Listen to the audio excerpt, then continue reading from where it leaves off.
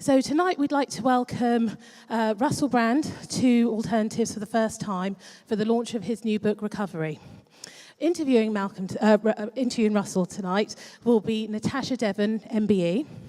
So Natasha is a writer and an activist. She tours around schools in the UK talking about mental health and campaigning and researching.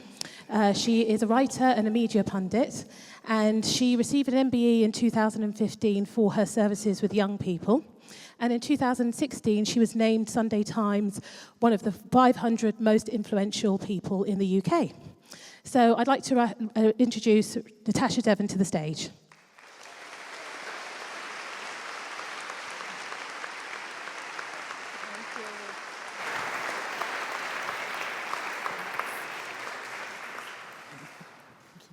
Thank you. And now we'd like to welcome Russell Brand to the stage. Now, we've been thinking about having Russell here for 3 years. We've been trying to contact him, and we've been watching the Trews and sending him messages, so we're really pleased to be hosting his book launch today. Russell is a comedian, an actor, an author, and an activist.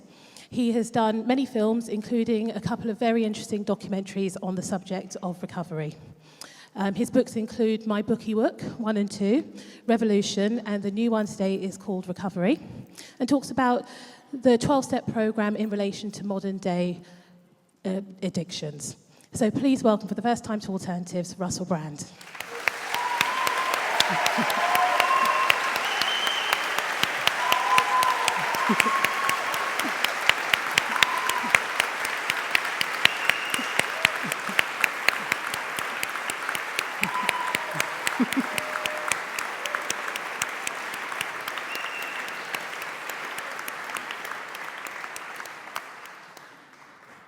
Russell.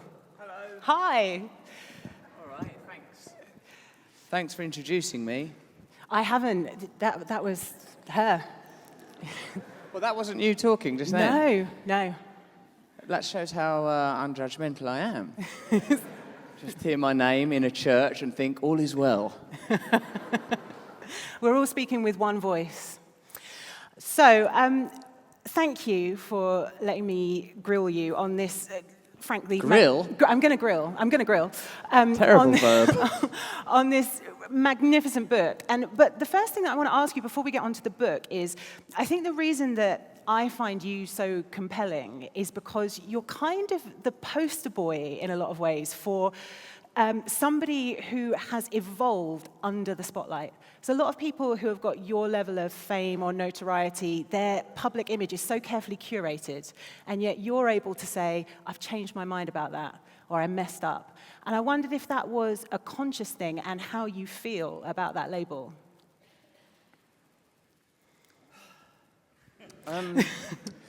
Well, I suppose that I like the idea of not being anchored to a particular position.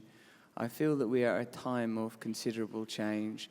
My friend Adam Curtis, the filmmaker, who I admire and respect very much, says the old thing is dead, the new thing has not been born yet. I think we feel that a lot politically. I'm doing this degree, Religion in Global Politics, at SOAS because I sense that there is something curious occurring between these two categories of religion and politics. And to be highfalutin for just a moment, perhaps not for the last time, that it might be to do with materialism and rationalism and the limitations of where we can get to with logical and rational belief. And it's curious to see how our language works, that even it seems that rationalism is necessarily posed with irrationalism as opposed to some alternative way of thinking and seeing and believing and being.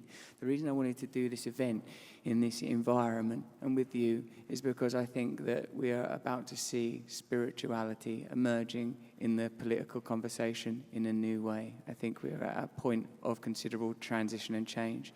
In this context, my public image and the way I'm perceived by others seems less important, even for me, a quite seriously committed narcissist. I mean, I think it is important, particularly in a political climate where people are digging up things that politicians said 10 years ago and using that to accuse them of hypocrisy because they know more now, or we live in different times, or they change their minds. So I agree with you that it is an important stance to take. So going to the book kind of, the central conceit of it is that we do a lot of othering with addicts. We think of them as people over there who aren't part of mainstream society, but actually we're all on a spectrum of addiction, and you're trying to broaden out that conversation. Tell me about how that thought process evolved. Was it a sudden realization, or did it happen over time? Thank you. It was an incremental realization, because my first encounter with addiction, at least in terms of diagnosis, was being chemically dependent on crack and heroin. And then as I, fortunately, due to the program and the support that I got access to and was given, I got clean from drugs and alcohol, but the behavior itself effortlessly morphed and attached to other objects. Like, for me, it was really obvious that my behavior around sex had become compulsive.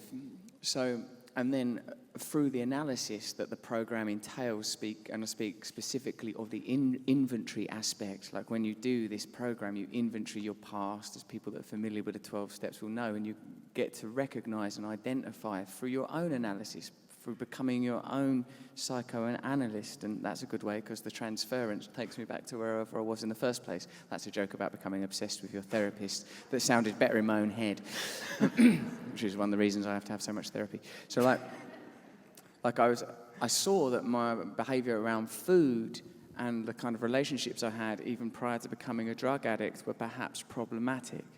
So that's how I arrived at the, and also because anecdotally, if you belong to the kind of support groups that I do to deal with my addiction, you hear people continually say, everyone should have this program, everyone should have this program. And I started to realize that most people don't do a step 4, as it's called. Most people don't go back and think of the times that someone said something to you that broke your heart or really hurt you. We don't undertake the personal archaeology of our damage, looking at the people we are. But even today, when I look at sort of quite mundane and trivial events, I realize that they are rooted in historic beliefs, like that I'll get very offended if someone says something to me. When I inventory that's called a step 10, a spot check inventory, I realize, oh my God, that's because things like that have happened to me before. Someone said, like a friend of mine from one of these support groups, that if ever your sort of personal barometer goes above sort of 4 out of 10, imagine it was revs on a motorbike, if you ever go above 4 out of 10 and you're not being attacked by an animal or about to be hit by a car, your history is at play. Someone has just reminded you of something your father said or something your mother didn't do. And I think that we are victim to these feelings continually, on a personal level, on a cultural level, on a familial level, on a social level, that we are living by unconscious coordinates. And the more I did that program, the more I uncovered that my behavior was being governed by stuff that I didn't understand and hadn't looked at. Now, the reason that I've written this book is because I think I can convey it in a way that incorporates the fact that it's a deeply mysterious and beautiful program, as well as something that's highly practicable. It is in practice that it works. Like, unlike a lot of things I do, it ain't just about talking. You've hit upon something interesting there, certainly that I found about the book, was I think so often when we hear about people's mental health stories, it's portrayed in this way of, I used to be really ill and now I'm better. And you paint it as an ongoing process and something that you engage in on a day-by-day basis. So talk to me about what it's like in your head now. Like, give me an example of a time when you put your program into practice. It is continual, it's constant. It's like many of us become aware of a kind of inner critical voice that's like, oh no, I've just said that thing and they're going to think I meant that. I'll give you a very recent example, relatively innocuous. I'm doing this thing, right, where I'm doing Shakespeare monologues intercut with me telling anecdotes. That's the level my ego runs at. For every minute of Shakespeare, there's 3 minutes of me talking. Check that. Just the best person ever to use the English language. So, when I was at the National Theatre rehearsing this event, this bloke comes up to me and I sort of recognise him a bit, and someone goes, oh, this is Sam West. And I think, oh, Sam West, that's that guy that's Prunella Scales and Tim West's son, think of something nice to say to this guy, say something nice to him, and then the brain goes through the file and it kicks out the film The Big Short. And I go, I really liked you in that film, The Big Short. And he goes, bless you. And I think, that didn't seem sincere. And given that he's an actor, sincerity is what he's got to be able to deliver. Then I feel a sort of a prickling heat rising up my neck, and I think, I don't think he's in The Big Short. How am I going to know? Frantically, we look at IMDb to discover, oh no, please be in it, please be in it. Why isn't it listed in his credits? Why is it not listed in his credits? A forensic analysis of his credits reveals that, of course, Sam West isn't in it. I'll tell you who is in it, though. Ralph Spall. So what Tim West now knows is that I have a category in my unconscious mind marked Sons of Famous People. What he doesn't know is some of the sub-clauses that category has, like, you probably wouldn't be famous. Although both of those parents do programs about barge holidays, and maybe you could think it was that. So what I'm saying is that there is this continual racing in a narrative that's often navigating me to positions where I feel awkward and uncomfortable and not good enough. And the reason for that is because I suppose, not through any faults of my parents, let's not get into a Philip Larkin reading, I managed to stagger out of the childhood home feeling ill-equipped for the world somehow. So, like, when information, like from evolutionary psychologists will talk to you about negativity bias, that negative information seems like more important. If you're going to make a decision between a lion and a hedge, better to assume it's a hedge and live on your nerves than be devoured by a lion, I suppose. But for me, I have become acculturated to fear.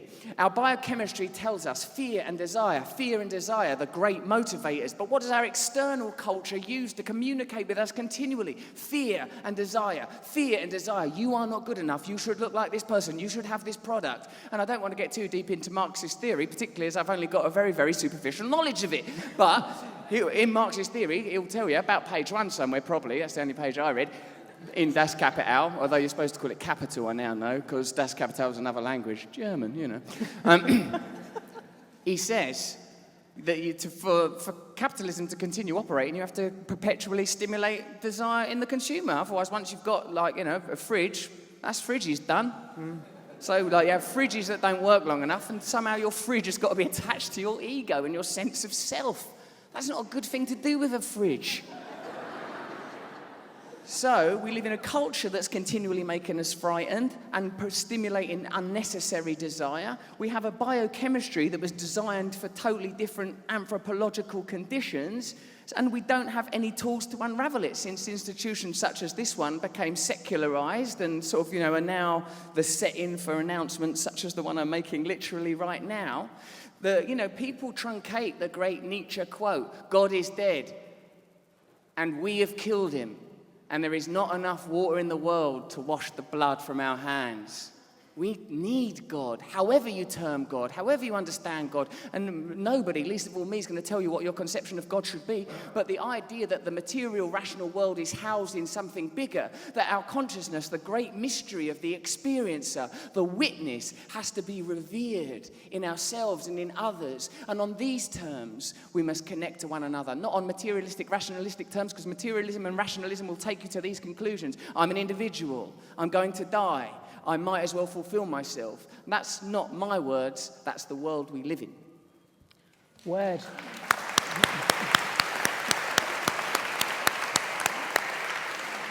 So I thought of a question for you earlier, Russell. I was on the tube, and there was this little girl. She was only about 6, and she was sat, and she was absolutely fascinated, just looking up like this. And I sat next to her, and I thought, what is she looking at? And then I realized that people were absolutely jammed on this tube carriage in really close physical proximity to one another, but all absolutely absorbed in their phones, in their own little world.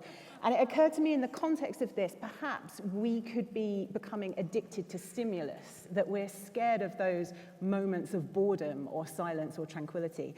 What do you think we might find in those moments of stillness that is so frightening?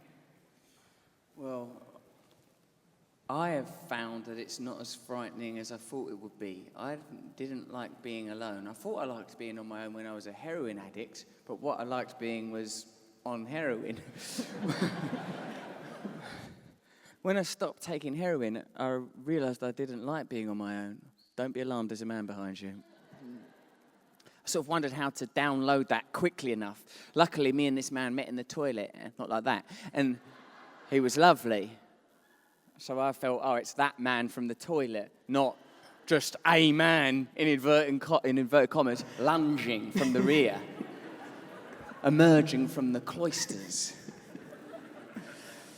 I mean, like capitalism, consumerism is stimulus response as raison d'etre, as a creed, as a way of life, continually stimulated. I just got this jacket.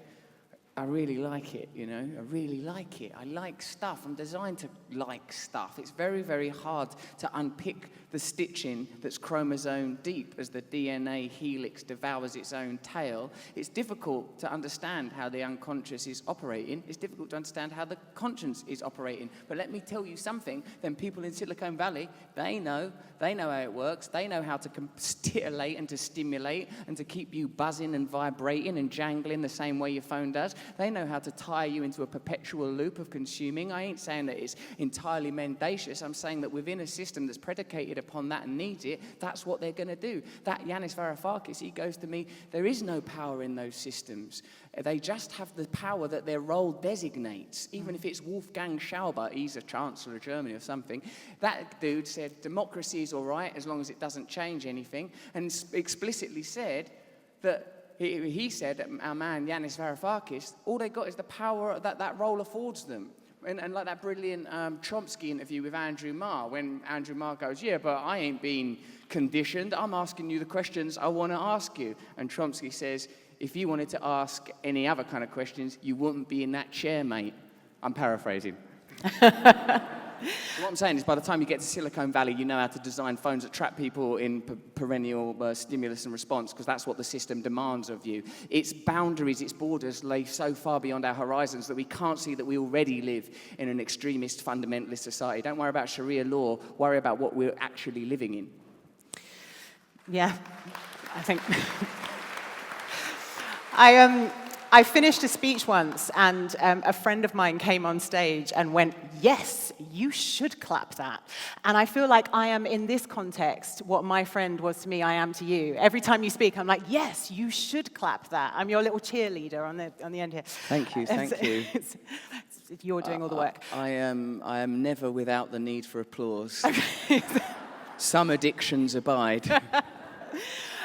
So I watched your podcast with Brad Evans, and what's interesting is that he had the exact same reaction as he was going through this book as I had. And so since we're the only two people that I know that have read this book, I'm going to assume that we represent everyone, and that everyone will be reading the first 3 chapters and relating, you know, am I a little bit fucked up? Could I be less fucked up? Yes, yes, yes. And then you get to the bit where you have to do the inventory. And that's the point where I went, I'm not sure I'm so invested in this anymore, because it's such a scary prospect. When is a good time to do that? I mean, you do make the point that you have to do it under supervision, but you know, when do you recommend taking that time to do that task? I think that the steps are written in that order for a reason. The people that came up with it had some sort of bizarre consciousness jam. Something happened. You know, like this is, I mean, it is derived, the 12 steps are derived from first century Christianity, which is, my understanding is when people went, hold on a minute, we're overly focused on the cathedrals. What was he actually saying? You know, like, you know, they went back to see what Jesus was properly saying. Oh no, be nice to everyone. The material world is an illusion. The way to heaven is through I, not through me, through I. Through the self, you will reach heaven, the afterlife. After the material things, after you put down life, you go to heaven, you experience heaven. Them people, the 12-step people, they took it from first century Christianity, and curiously, this fella had an interaction with Jung, when he was like, you know, a practicing psychiatrist, and that Jung goes, you're finished, let's keep it, you know, we're in a church. I was probably already sworn, eh? I have. I've done it for you. Have you? Yeah. I said fuck. Oh, crikey, it's happening again.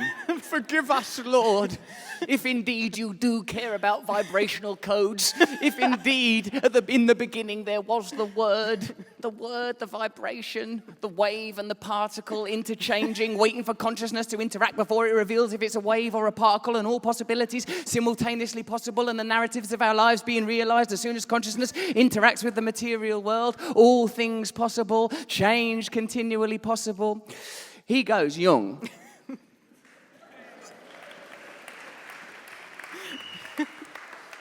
He goes, this bloke, they sent him drunk, and he said, he's finished. But as the guy, he'd had a bit of treatment in Switzerland or Austria or wherever it is, and on the way home he got pissed, and we went. So the family sent him back to Jung, and Jung says, "I don't think I can help this person. The only thing that could possibly help this level of addiction, this inclination, is a profound spiritual epiphany supported by community." And these are some of the two of the key ingredients in this idea. Epiphany, meaning the revelation of essence, the revelation of truth.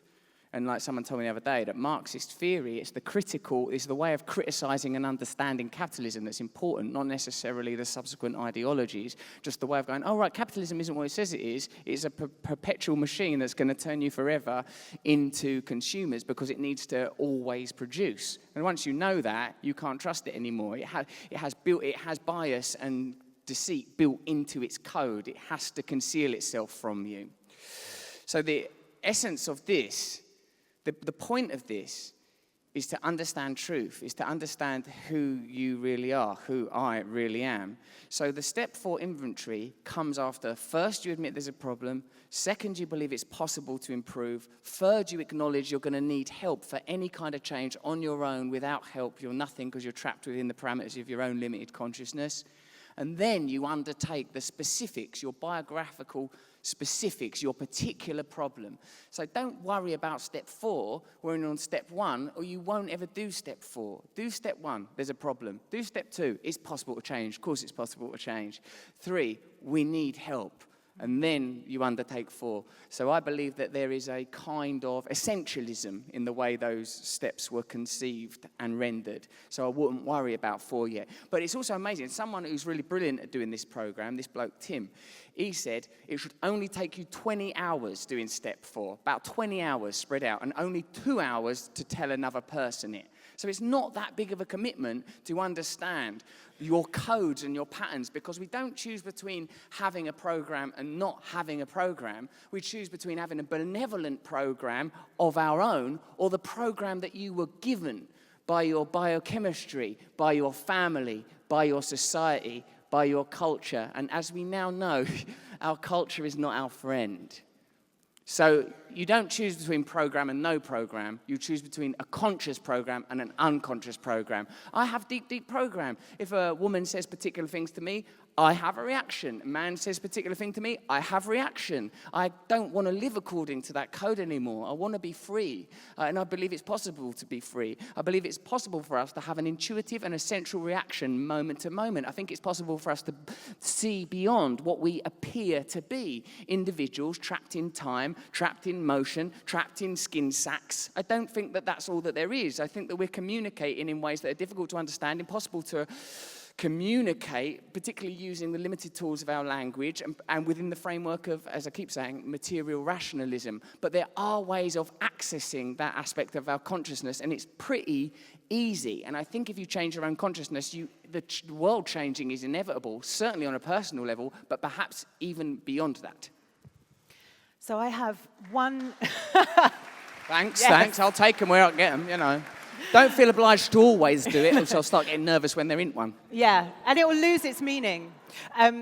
So I have one final question for you before I throw before I throw it open to these lovely people. But before I ask you my final question, I just want to take the opportunity to personally thank you for writing this book, because I've been campaigning in the realm of mental health for 10 years now, and I feel like just beginning to crack that crust of getting people to understand that conversations around mental health shouldn't be confined to the 1 in 4 who have a mental illness, that we've all got a head with a brain in it, we've all got a mental health, and we should all try and embrace some form of self-awareness and realize that we all exist within a spectrum. And I feel like with somebody of your caliber and profile to have entered into that conversation will just do the world of good in the mental health sphere. So thank you so much for writing this.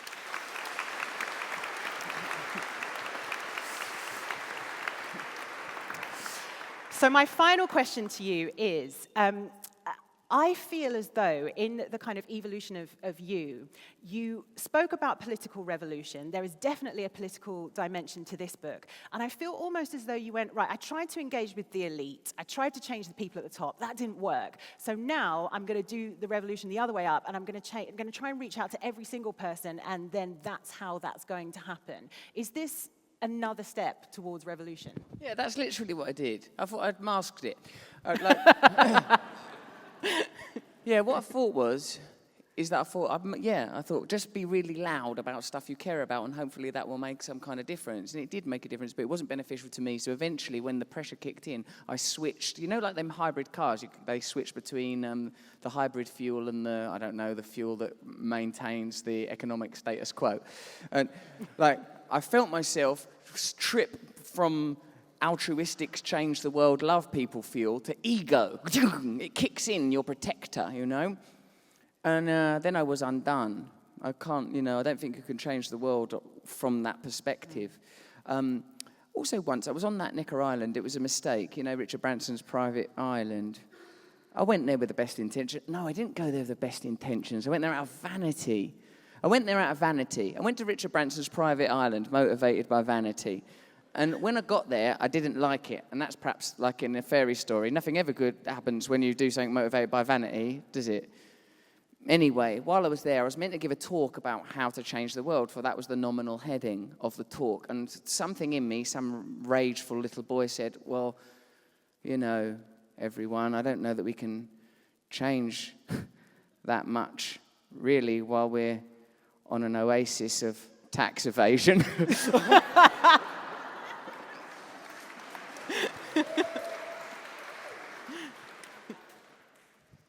I had to leave. One of the other things I said was, I'm getting a bit tired of talking to people in power about how they should reach out a hand and help people. I think I'm going to spend my time telling people to take it, to take the power, because it's already yours. And it makes me feel a bit better doing that, although it is a bit fused with something quite angry in me, so I probably need to look at that. But I was talking to this brilliant anarchist the other day. He's called Carney. He was a diplomat for the Foreign Service around the time of the weapons of mass destruction and the Iraq War. and he said it really done his head in, because he said he believed in all that stuff. And he was trying his hardest to be a diplomat, and he was seeing all of the admin flying about, and knowing there was no weapons of mass destruction, and seeing the case that was being built. He came out of it and he said, this is what he says, and this is going to, he goes that he don't believe in centralized power at all now, that he says that you've got to get power as direct as possible, as accessible as possible to people, and that there is no vision in anarchism. Just let people run their own lives, let people run their own communities. Not in anarchy, he told me, don't mean chaos, far from it. It means assemblies where people govern their own lives. Run your own hospital, run your own community, run your own church, run your own business, run whatever you want to run, democratically and as directly as possible. And I think he was telling the truth, that bloke. I think he was telling the truth, and he was certainly saying it from a perspective of seeing how power behaves. So I guess that's one of the things I'm interested in, is limiting centralized power, because I know what happens to me when I get near power. I get a bit turned on by the stuff, you know. Look at me now, I won't shut up. Well, also, this is ultimately where this ends up, is getting to a point where you can reach out and help other people. So this is essentially a kindness pyramid scheme, isn't it? I like that. That's good. You're much more pithy than me. Thanks. I'm going to throw it open now so that you can engage with these people. But thank you so much, Russell, for talking to me. Oh, thanks. Thanks for interviewing me. You're welcome. What do you do now?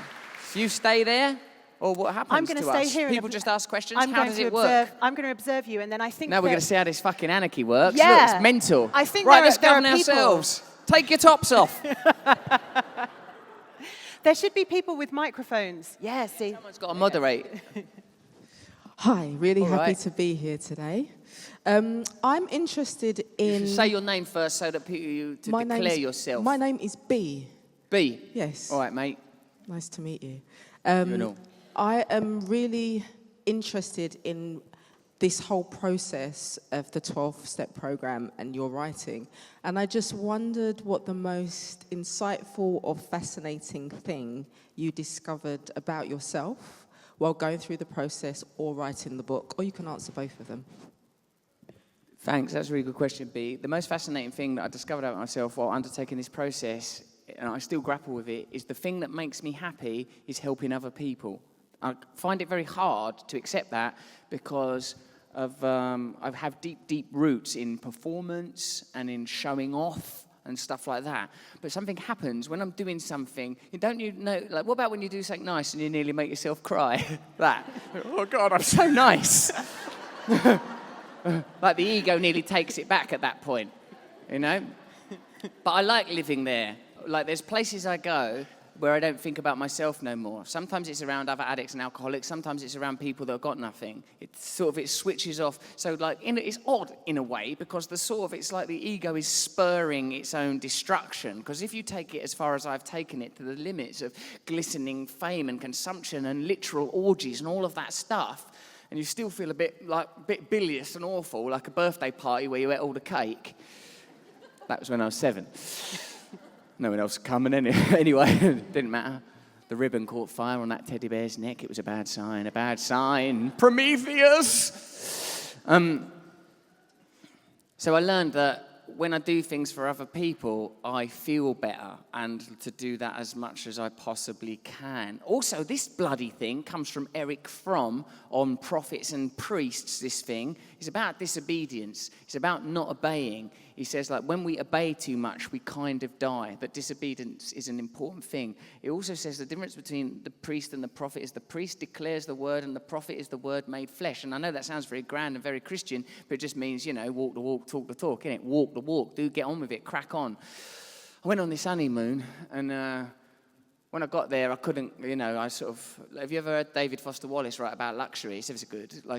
He says the problem with luxury, curious thing to say, given all the terrible poverty in the world, but the problem with luxury, he says, is it can't ever deliver what it promises. Once someone gives you privilege and luxury and suspends you in amniotic fluid floating about in the sea on a cruise ship, that's the context he had, he goes, you realise that luxury and material can't work for you, and there's a horrible, horrible, horrible despair in that. So, when I was on my honeymoon, which was lovely, I sort of thought, oh no, that thing's happening. Also, I'd taken an antihistamine thing because of the mosquitoes, and I can't even do no drugs at all now. And the antihistamine, I first of all thought, this is fucking brilliant. I'm reading Moby Dick and I'm going unconscious. I am Ahab. I am the whale.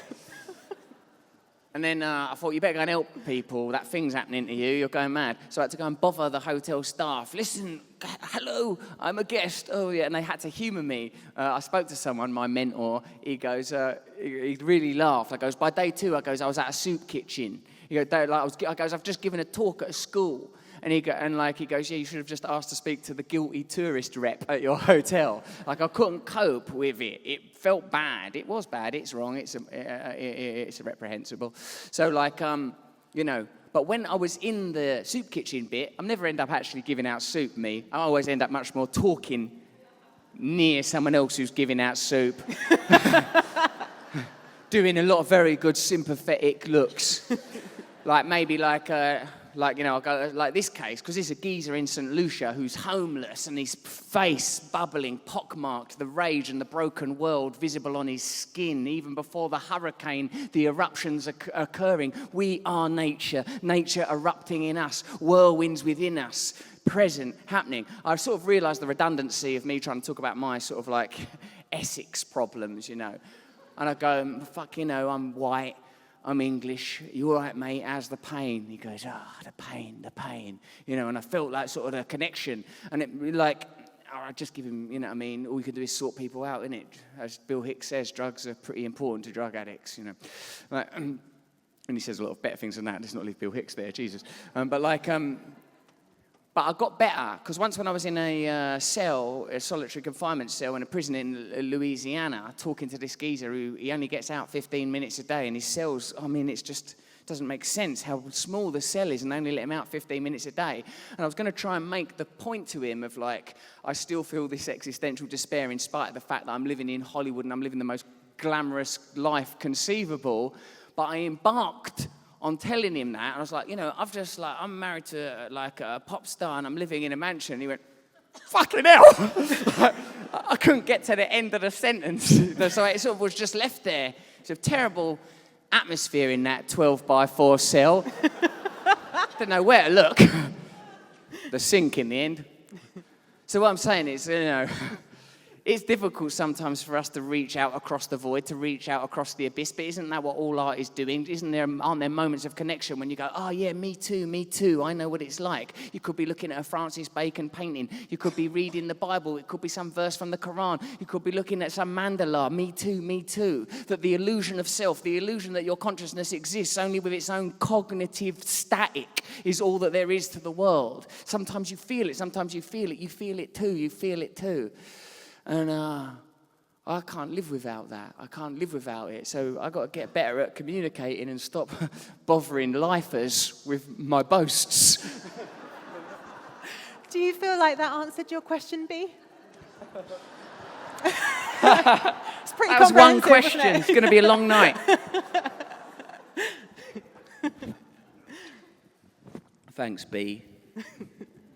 I'm Malcolm. Thank you for coming. I haven't read your book yet, but do you go into yoga at all in your recovery? What's your name, mate? Malcolm. All right, Ralph, thanks for your question. Does it go into yoga? It does a bit because, again, the beauty of the 12-step program is it asks all of us to construct our own understanding of the divine and our own practice, which is what's necessary. Adam Curtis, again, says the genie's out of the bottle with the individualism. That's not going nowhere. We see ourselves as that now, that we see ourselves as these indelible and perfect, immaculate fingerprints, unique in our own way and with an intended journey. So each of us, I suppose, like Blake says, all artists design their own religion, and perhaps in this sense we must all be artists. So my particular thing, I love the yoga, I love the Kundalini, I love the Ashtanga, I meditate, but step 11 sought through prayer and meditation to improve our conscious contact with God as we understood God.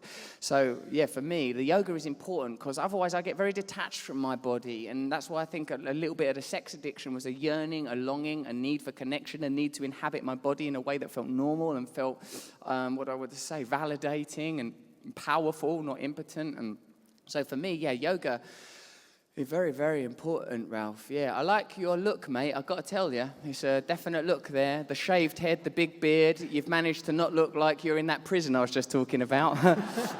No easy task with that look. Thank you. You're a yogi, right? Yeah. Did he say no? I can't. Yes. Yes. It's not on day release. Joking. Who cares? We're all on day release in a way, aren't we? Yeah, man. Hello. Hello. My name's Diane. All right, Dinah. And I'd like to ask, when we've had either experience or age, that we're learning that the world is a mess. There's lots of, especially children and young people, in a terrible state these days. I think you probably think that the solution is education. And if some of the things you said tonight, couldn't we maybe encourage, do you think there's a chance of encouraging every single person as part of a school program? Because one of the things that's going on is terrible stuff in schools. All our kids are I'm sorry about this, God. All our kids are fucked up. In fact, most people are. We all are. We're all part of the same thing. One person is every person. We're all one living, throbbing body, if you like. And therefore, if we all learn from day one, from very early, how to be nice to each other, how to be nice to ourselves, and how to be nice to everybody else, and how to be nice to the planet, do you think we could save the world?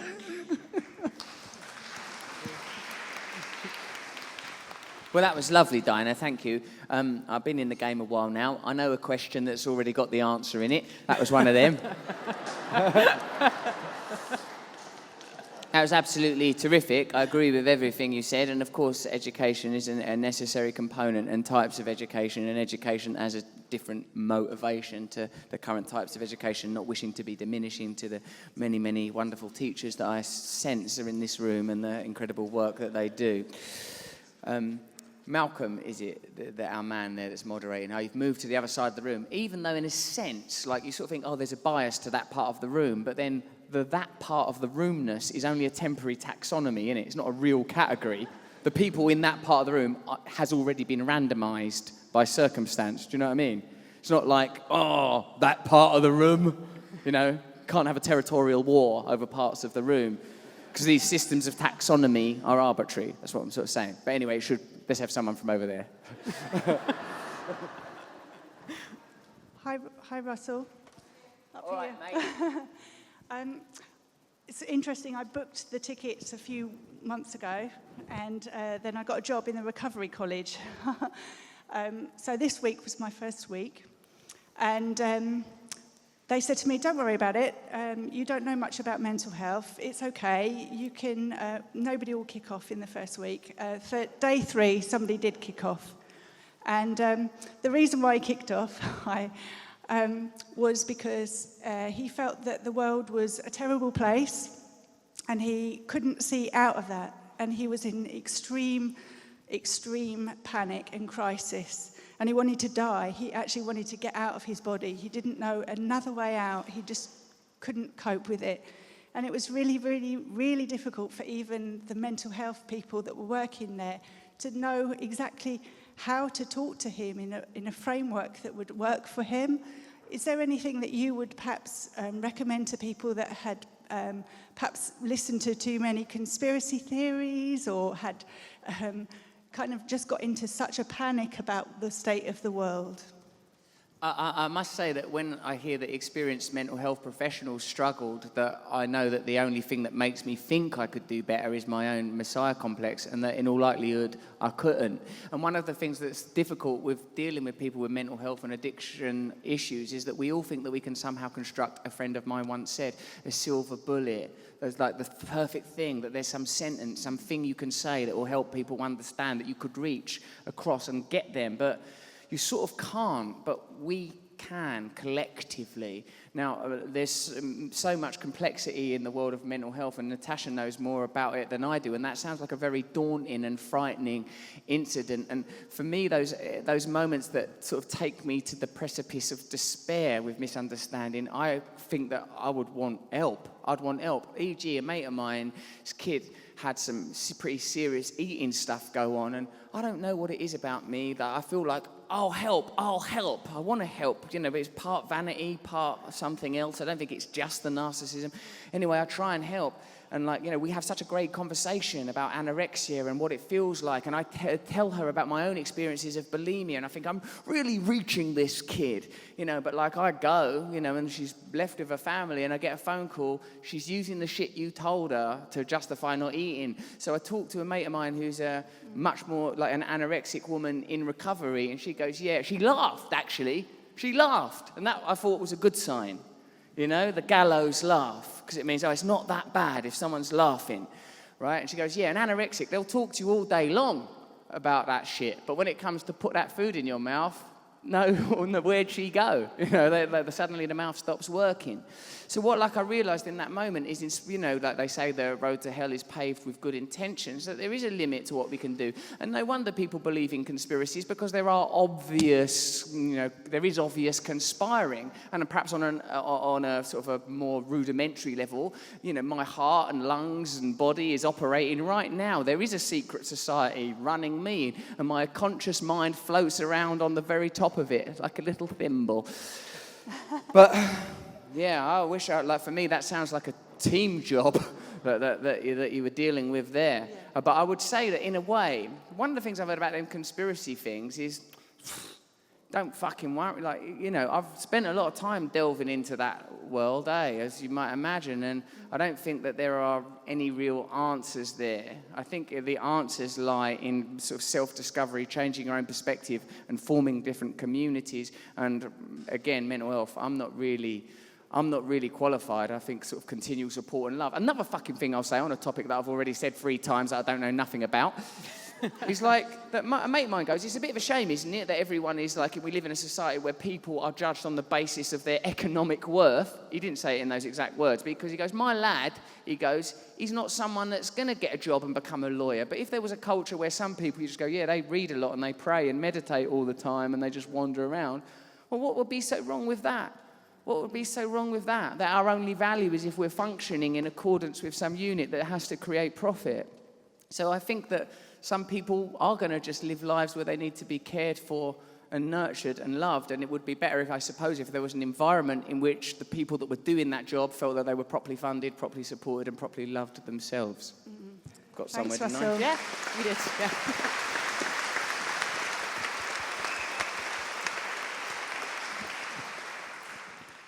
Hello, Russell. Absolutely amazing. Thank you. I'm Caroline It's Heward. always baffling, the first bit for me, because I Sorry. can't see where the voice is coming from. I'm here. And like hearing voices in she's my at own the back, mind, she's I've at the got a lot back of there. previous for that shit. I'm here. We're in a church now. Oh no, oh God, no. It's happening again. Hello. You've really touched me in a way that I Clarify wasn't that. expecting. And the reason you've touched me is I have a brother who has severe mental health issues because he took drugs at 21. He's now 51 and is institutionalised on medication, and none of his family can reach him. And I was the sister that kind of started doing spiritual work and training, and I definitely can't reach him. So my question is, we're the family and we're kind of suffering probably more than my brother. Can you make any suggestions as the family, my mum, my brothers and me, of how we can reach him and help him in a better way than we obviously are? I think that it really is difficult for family members of people that have this kind of affliction, and probably that you need to support and forgive one another and remove at least the blame and the shame from the arrangement. Because I sort of think, sometimes I do think about how my biography contributed to the problems that I've got, but I realise as well that everyone was kind of doing their best. So for me, I think that the people do work 12-step programs around codependency, and it is a family illness, and people are affected. And I suppose the thing that occurred to me when you said that is it ain't that different from what the lady, what's your name, mate? Sarah, was that? Was just saying. So already in this conversation, there are people, like, if there is such a commonality between us and our problems at root and essence, how alone are we? I feel that this is one of the areas where, like, you know, because part of the higher power aspect of what I believe in is to do with consciousness, is to do with the mystery, is to do with the ineffable, effulgent, and unknowable. But part of it is just people being supportive and loving to one another. And I think that probably, even within this room, there'll be people that identify with what you've just said, that have family members that are suffering from addiction and suffering from mental illness and the futility and the impotence and the pain of that. Like, who does identify with that and has had that and have been in that experience? There's, fucking hell, look, everybody. Oh, that's a relief. That takes the heat off me, for a start. So what I would do, this is how this program would work anyway, is I would suggest that if any of you felt a particular identification with, what's your name, mate? Caroline, was that? I'm ages away. Caroline. Caroline. Oh, Caroline, no. Well, then I would communicate. Does anyone want to talk to Caroline about that issue after this ends? Because, you know, I love stage time. There's a lady there in a black and white jumper. That's one person. There's a lady here, 2, 3, 4. My God. So, like, what I would suggest is that anybody that wants to talk about how the affliction of dealing with people that have got drug and mental health issues meet in this area at the end and talk to one another about it. This can be the area for that. So there's already 5 or 6 people because, of course, what? This area's already full, she says. And you're fucking nutty as a fruitcake, you, aren't you?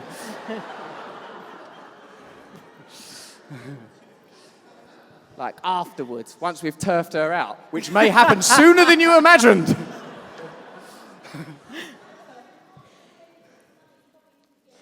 You spent half your benefits coming here. Fuck me. That's it. Oh, ow, my guts. What happens to the money for this thing? Am I getting it in some way?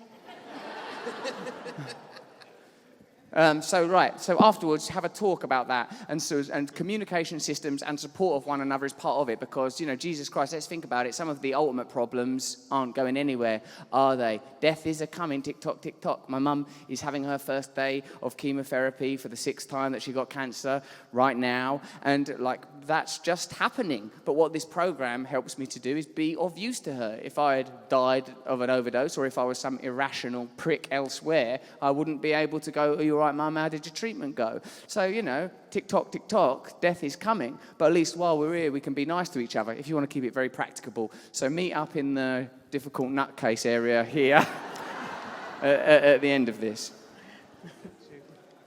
Hi, Russell. Oh. Yes, Lord? Are you pleased with me? Is this what you wanted? On your knees. Huh? Shall we storm Parliament? Tell me clearly. Hi, Russell. Hello, mate. Hello. Hi, mate. How you doing? Benevolent father. Where is he? I'm here, mate. Straight in right in front front of of you, you, Russell. up top. How you going? There, Up there. here. Brilliant, brilliant. Oh, I see you. All right, mate. Nice one. Good timing. Well done. My name's Ollie. First of all, I just want to say a real heartfelt thank you for being a indirect contributing factor to my decision to go into recovery. It's a big deal, so thank you. Thanks.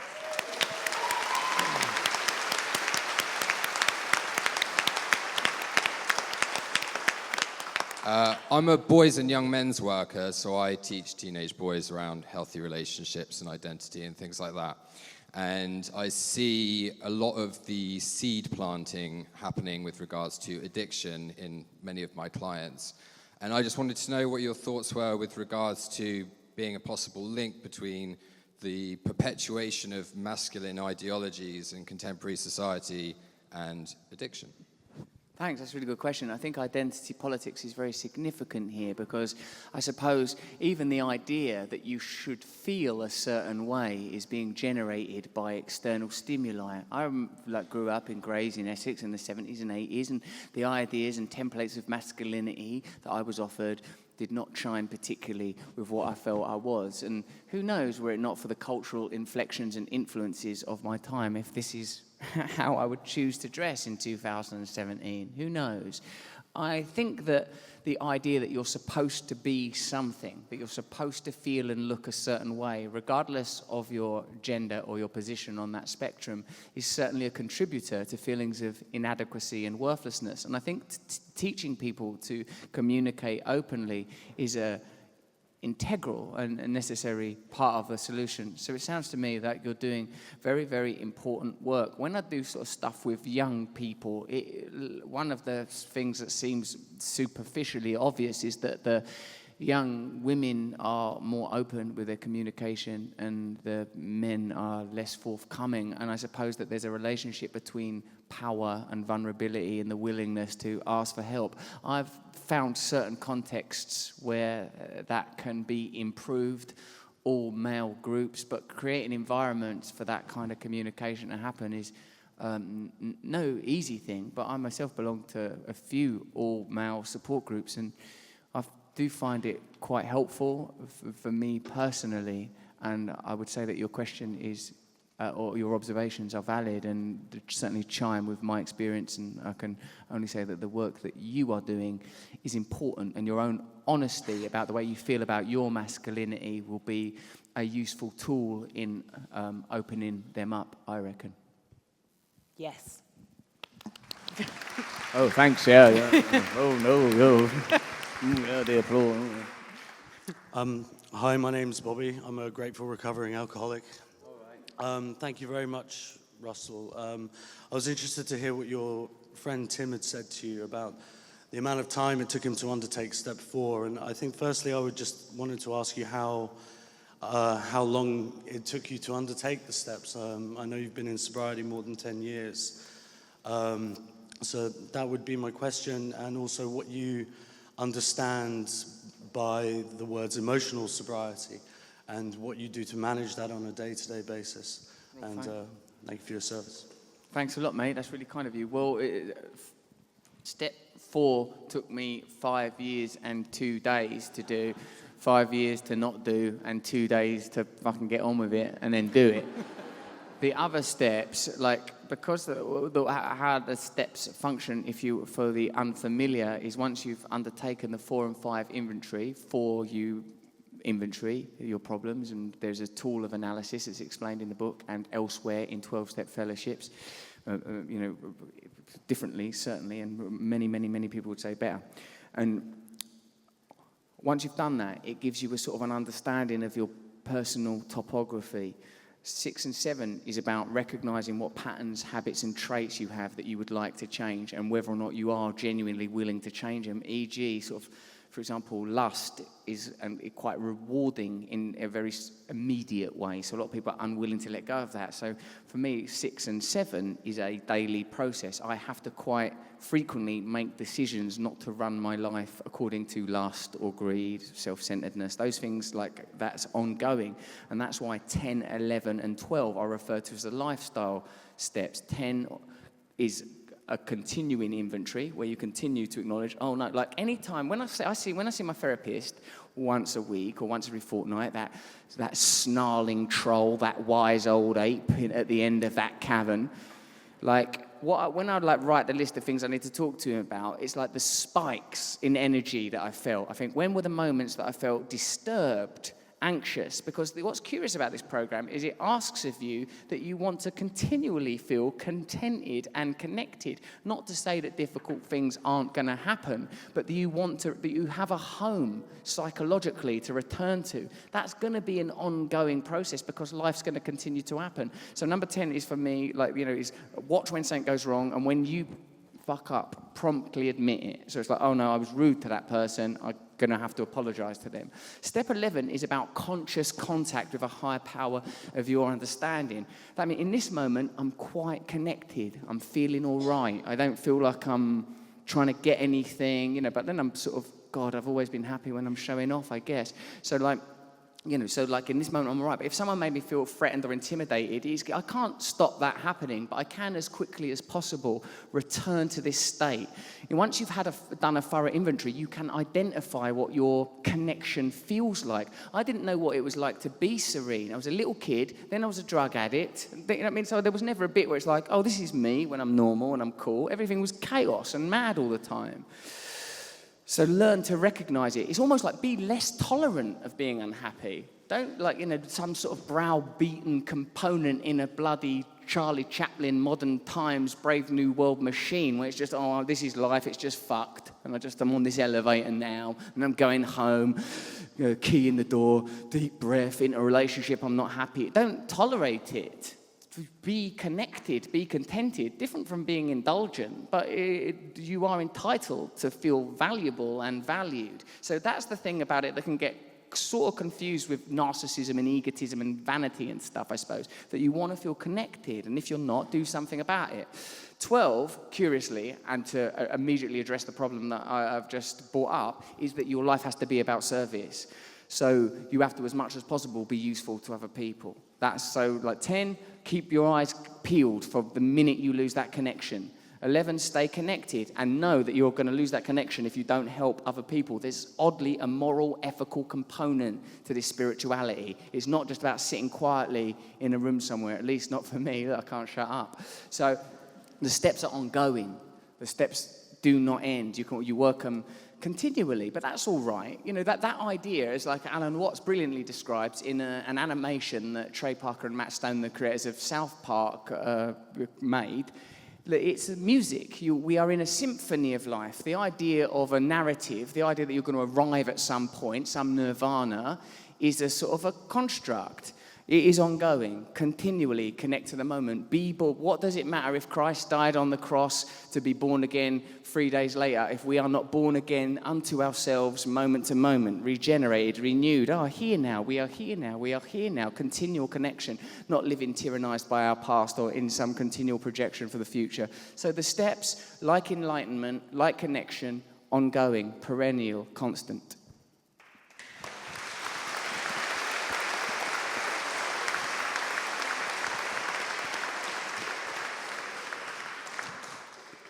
Hi, Russell. My name's Annette, and you've written a book all about recovery and the 12 steps. Are you advocating that that is the only way? The reason why I ask that question is I do a lot of online mentoring to help people quit drinking. I've been doing it for 2.5 years. I've always been a deeply spiritual person, and I really believe in and experience the connections between us all. And there's a lot of skepticism and actually good, honest questions about AA and the 12 steps in the groups that I interact with, one of which is Club Soda, and I think there's some Club Soda people here today, I hope, and also Hello Sunday Morning is another one. But we, in our own ways, follow our own spiritual disciplines. We blog and share our journeys, we share our lapses and blips, and there's no doubt that we become of service to the whole online community. And I think that when we as individuals come out to the public and to our friends and colleagues, that's when a lot of healing work starts happening in the wider world. So is it just about the 12 steps, or are there other ways? I think your experience suggests that there are other ways, and as people have said to me, there is no copyright on the human condition. All that this is, I think, is a sort of a matrix of ideas that's quite simple at a time when people seem to be grappling with ideas around religion. So, like, if what you have works, and it sounds like it does, then, as they say, if there's not a problem, there's not a problem. Carry on. You know, but what I have found with people that are dealing with addiction, when they say that they're still unhappy and things aren't working for them, they're not working this program. Like I say to them, have you spent time in other support groups today? Have you helped somebody else? Have you taken advice from someone with more time? Have you helped someone with less time? Have you done any written work? Have you prayed and meditated? Normally, they haven't done those things, so it's pretty much all-encompassing. But I would not be so bold as to say that it's the only way, but I would suggest to you that there are archetypes within it that are found elsewhere, and this seems to be within the world of comparative mythology, there does seem to be some consistency, ways of reaching God. There is perennialism. There is, if you are able to detach to a point from materialism, if you're able to go within, you will find some peace. And what I do think, and I'd be interested to know what you feel about this, is that people that are suffering, full stop, is because of it's a spiritual problem. It's about the way they feel, and we've kind of lost that language. People are drinking because it feels good. People are buying stuff because it feels good, driving their car fast, doing stuff for feelings, and that has somehow become abstracted from the idea of spirit and placed in the realm of material, where it clearly cannot belong and can clearly never be resolved. So formatted ways of dealing with that problem are going to be the answer, but a doctrinaire insistence that there is only one way, I think we've seen what that leads to.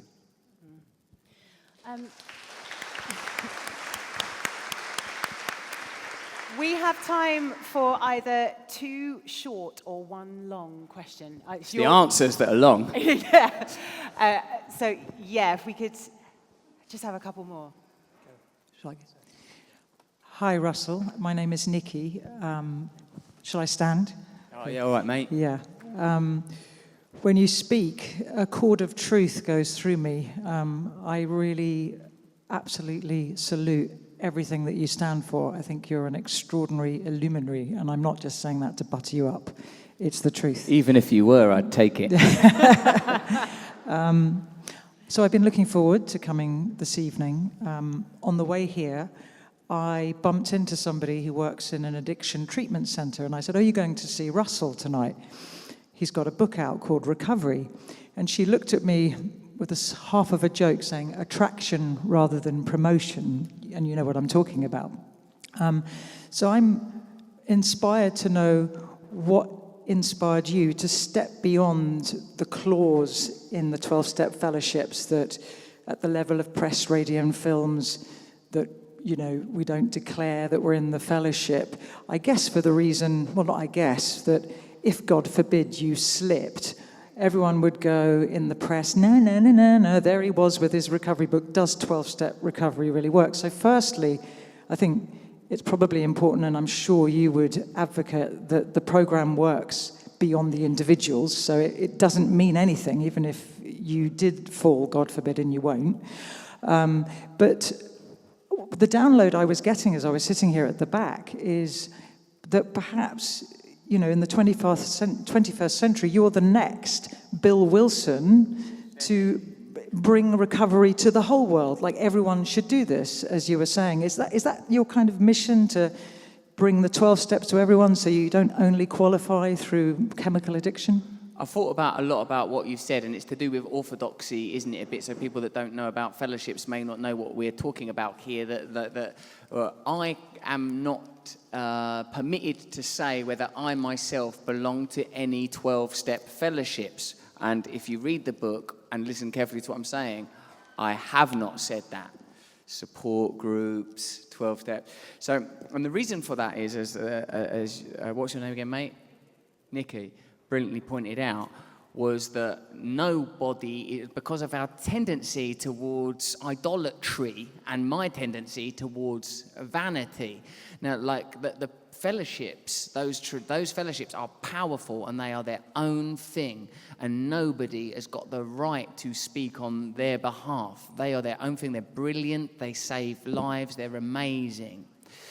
I had some communication with the people that do the administration, and when they translate the texts, the sublime text from these fellowships into foreign language, there's a person whose job it is to ensure that it is a translation, a direct translation, not an interpretation. Because if it's an interpretation, it is outside of that world.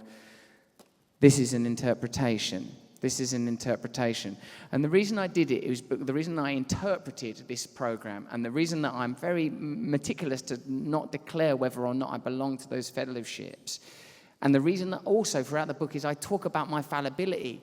I pretty bloody clearly ain't Eckhart Tolle. Have you spoke to Eckhart Tolle? He's almost vapor. Where? He made the mistake of giving me his phone number, that poor bastard. He was like my personal Samaritan. Eckhart, I'm feeling very gloomy. Well, Eckhart, this relationship I'm in, I'm not sure if it's right. What do I do? Well, Russell, perhaps your relationship will work out. Perhaps you will become married and have children. And then all of you will die. Thank you. Thanks, Eckhart.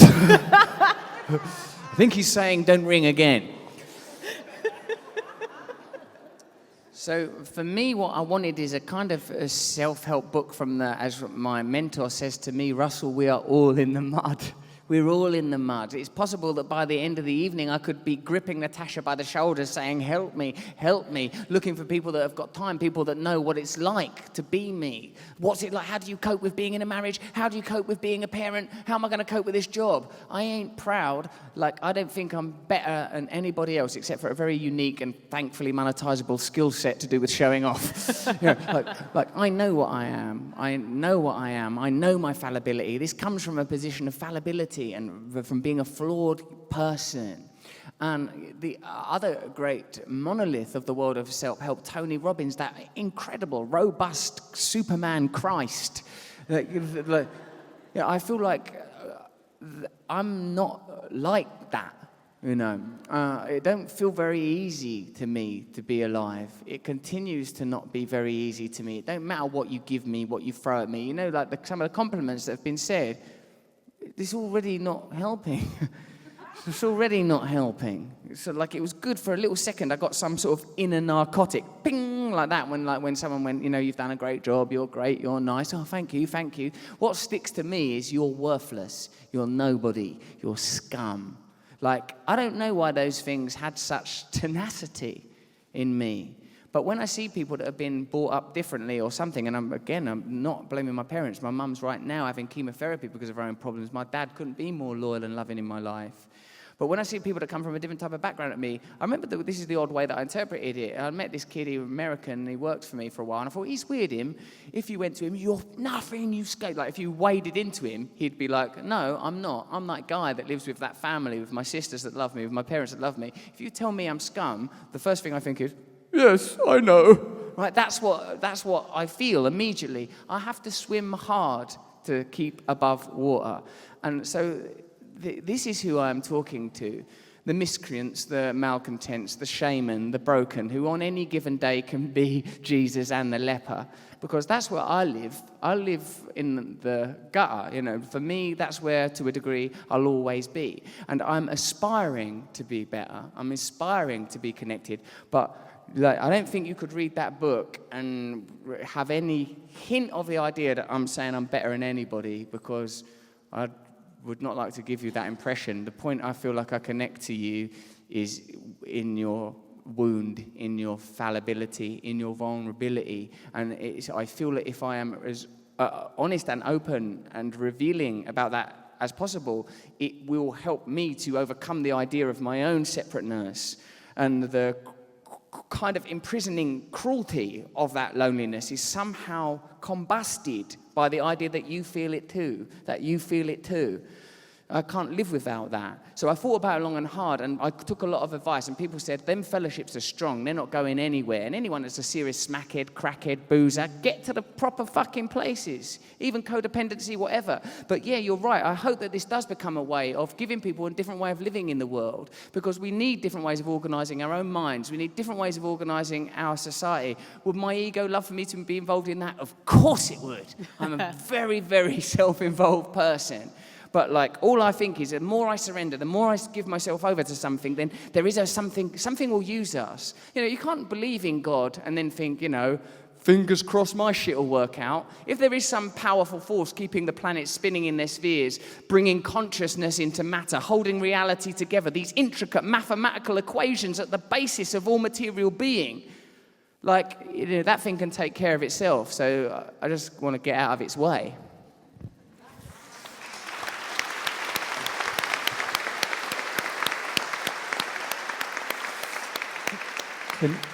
Can we do one more? I'm going to say it's up to you, Russell. Yeah, I don't mind. Baby's asleep now. I've got nothing to live for. Yeah, one more. Okay, we have one more question. One more, okay. Make it a good one. Hello. Hi, Russell. My name is Ravenel Chambers. I just wanted to, I'm over here, sort of to your left, up at the top. I just wanted to, many people have said, but I just wanted to thank you for, through the book and through Trews and things like that, bringing topics like spirituality, compassion, self-thoughtfulness, you know, recovery to a wider audience who might not otherwise be aware or interested in it. And in that way, for those of us who you speak to, you mentioned feeling broken and marginalized and stuff, not feeling better understood and maybe not so marginalized because a wider range of people understand these things. So I wanted to thank you for that. You know, when we... it causes so much chaos in our lives, like addiction and stuff, and we might search for, did something terrible happen to me for this to be happening in my life? And maybe we can't find something terrible. So my question is it important to figure out like why, where this kind of all started from, or not? I don't think so. If it helps you, then work out a narrative, work out a biography, work out where the trauma and shame and ruptures occurred. If it helps you, it's a good thing. But, you know, I don't think it has to be conditional. And what I enjoy about this particular code, this particular program, is it's up to you. It's up to you.